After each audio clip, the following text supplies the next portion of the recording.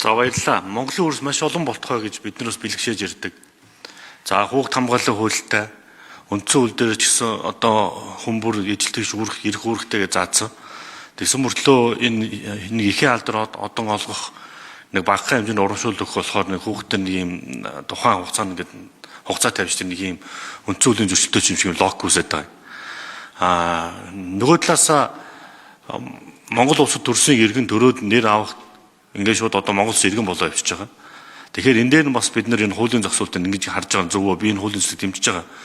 Наа Монгол улсын ерөнхий замын газраар ажиллаж байхад бараг нийт өргөдлийн талан шахуу хувь нь яг энэ асуудлууд байд юм билээ. Бас уншихад үнэхээр бас өвдмөр хүүхэд нь төрчөөд нэг 11 сартаа эмнэлэгт одоо халдвар төвчөө аваад өнгөрчдөг бурхан болчдөг. Тэгээд нэг тэр ээж одоо 4 хүүхэд төрүүлснөө үнэн.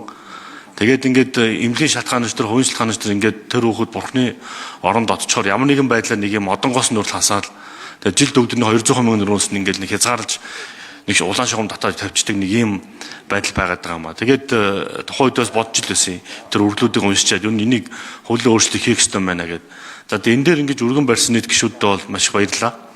Тэгээд би өөрөнтэй өгчнөөс зур албан бус шугамаар асуухад энэ бол улсын төсөвд нэмэгдэхэд нэг 7 тэрбум төгрөг юм байлээ шүү дээ, тий. Тэгээ энэ бол их мөнгө биш байхгүй да. Бид нар өнөөдөр Монгол улс мөнгөгүй биш мөнгөтön зовлон амсаж штэ. Тийм учраас улсын төсвийн зарлууч үргэлгэн байна. Урсгал зардал чинь одоо хэтрээд байна гэж байгаа юм. Ер нь бол яг энэ нөхөд 7 тэрбум төгрөг гэдэг бол Монгол ардын намын төмөр замын нэг авилгалчин Батүл гэдэг залуугийн сейфэнд байсан л мөнгө штэ. Хурган даргын сейфэнд байсан л мөнгө байхгүй гэрээс нь олдсон мөнгө. Тэгэхээр бид нар ийм юмнаас ингэж одоо татхнаж харамлаж хэрэггүй.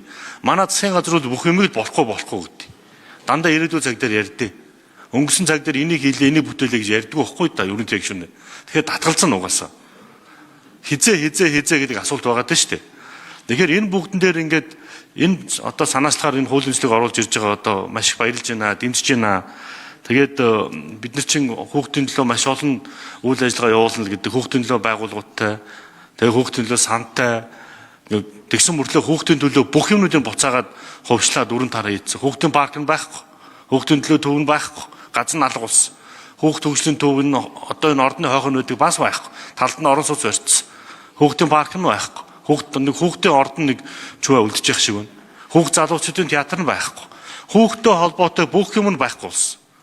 Тэгээ одоо нэг ийм ганцхан заалт орж ирж байгаад бол ийм хуулийн төсөл орж ирж байгаад маш их баяртай байна. Тэгээд хуулийн төсөл амжилтсан энэ хуулийг их хурлыг шууд дэмжиж явах байх гэж бодож байна.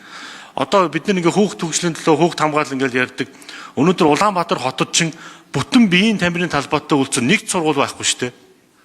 Нэг сургууль байхгүй. Бүгдийн зараа идсэн. Тэгээд түүнээс болон хүүхд хөгжлийнх нь бие бэлдрийнх нь хөгжлөөн асуудал үүсдэг болсон. Биеийн тамирын асуудал үүсдэг болсон. Ингээ бид нар хүүхдтэй холбоотой бүх юмыг өстой дай хийж байгаа юм шиг устгасан да. Дай хийж байгаа юм шиг устгасан. Тэгээ одоо яг ийм үзэл баримтлал нь хуулийн төсөл орж ирж байгаад бол үнэхээр дэмжиж байна. Баяртай байна. Баярлалаа.